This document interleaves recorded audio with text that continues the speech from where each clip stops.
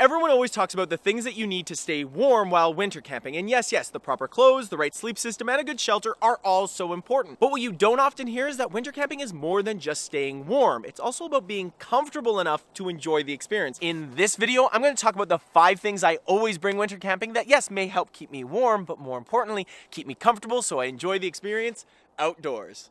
Let's get to it. Hey everyone, welcome to the Backcountry. This channel is all about getting beginners backpacking, and this video is sponsored by Ocoopa and their rechargeable hand warmers. We'll talk a little bit more about them a little later on. Now let's get right to it. What is the first thing that I will always bring winter camping no matter what? Ironically, it's something I would never bring backpacking in the middle of summer. Some people do, and I think they're absolutely crazy. But when it comes to winter, this little piece of gear is essential. And it's nothing other than the Nalgene bottle. Good old trusty Nalgene. So why is this piece of gear so important? Well, I'm glad you asked. While it does just look like it holds water, it does so much more. First of all, you can't use a typical bladder in the middle of winter. It will freeze up and get all crusty and could even break. These solid Nalgene bottles won't. And more importantly, you can pour boiling hot water into these bad boys and they're totally safe and fine. Which brings me to why I think this is so essential for winter camping. Right before bed, I will always fill up my Nalgene bottle or 2 with hot boiling water, put 1 at the foot of my bed and 1 up I cuddle with as I go to sleep, and it keeps me so warm all night long. This does help keep me warm, but more importantly, it keeps me comfortable. And when I wake up in the morning, I've already got my water ready, melted. I just got to put it on my stove and heat it up for that warm cup of coffee in the morning. You know what I'm talking about. This second piece of gear doesn't help keep me warmer, but it definitely keeps me more comfortable. I wouldn't bring this out in the middle of summer, although some people do, but for me, it's a lot of extra weight and not really worth it. But in the middle of winter, I wouldn't think otherwise. In fact, this is sort of a newer piece of gear that as soon as I tried it the first time, I was completely won over. You want to know what it is? Well, I'm sitting on it. That's right, my Sportaneer chair. This is just one of the cheaper Amazon brands. It's actually fairly heavy, it's about 2 pounds. But for me, when I'm winter camping, I'm less concerned about weight and more concerned about comfort.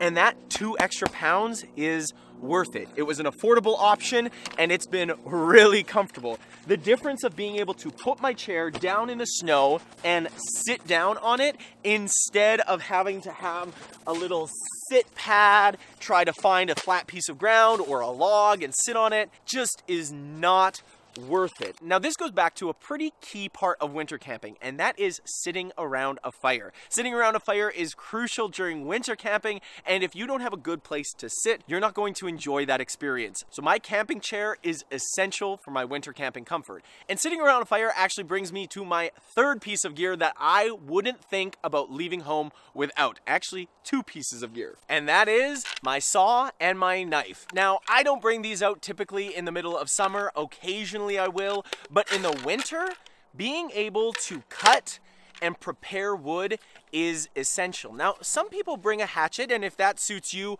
go for it. But for me, I have found that a good full tang Moro knife will be able to do everything my hatchet normally would, and I'm able to cut larger deadfall and give myself more chopping options with a good saw than I can with a hatchet. So I have found this combination to be a more versatile and useful combination when I am processing wood. And you can't have a good campfire if you're not processing wood. So this not only helps keeps me warm, it also keeps me comfortable on those dark, cold winter camping nights. Now this next piece of gear I bring in the summer as well, but I find that I barely ever use it, whereas in the winter, it is essential, and I actually don't hear people talking about it a lot, and they really should. And that is a good headlamp. Now I'm actually looking to upgrade my headlamp this year. I have a couple that I've been testing, and I've been looking and keeping my eyes on the Nitecore NU25, so maybe I'll get that. But this is just a cheap Amazon headlamp, and it has a couple different modes. But for me, this is so important because up here in Canada, the sun sets at around 4 or 5 in the middle of winter, whereas in the summer, I can still be out by 8 or 9 and it's still totally bright. But in the winter months, if I don't want to go to bed at 4 o'clock, I need a good headlamp so that I can go out and find that wood, process that wood, get my fire going, have a nice dinner, and enjoy the evening. So a good headlamp is critical in everything I do winter camping, from making my food, from finding my wood, from processing my wood, from starting and running my fire, to getting my camp set up, because I'm often getting to camp after dark.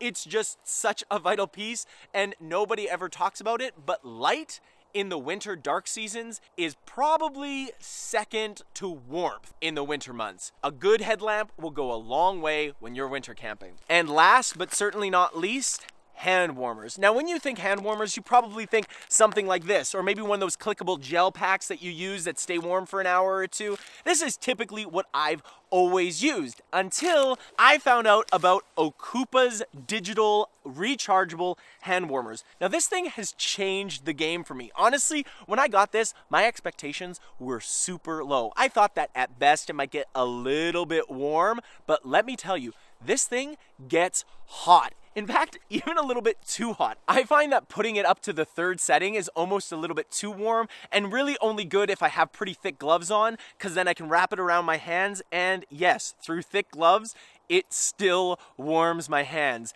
That's how warm this thing gets, which is really impressive. And at only 4.77 ounces and being able to last for 4 to 6 hours, that is an impressive amount of warmth to keep your hands warm. And you don't need it running for those full 4 to 7 hours. Just turn it on for every 15-20 minutes as you need to get your hands warm your hands up with it, turn it off, do your next task, and get back to it a little bit later when you want to warm things up. I've been really impressed with the Ocoopa hand warmer. I didn't have high expectations, but it's really blowing me away. And this is now a vital part of my winter camping gear. And not only that, it also functions as a battery bank, which is pretty impressive. I'll actually bring along an extra battery bank so I can plug it in and recharge this for longer trips. But the knowledge of knowing that this is a backup battery bank if ever I needed it in an emergency situation is great. At just $25 for a 5200 milliamp rechargeable hand warmer, I think it's a great deal, and you put this in your pocket, it warms up your pockets, it warms up your hands, it just keeps you comfortable even in the middle of winter.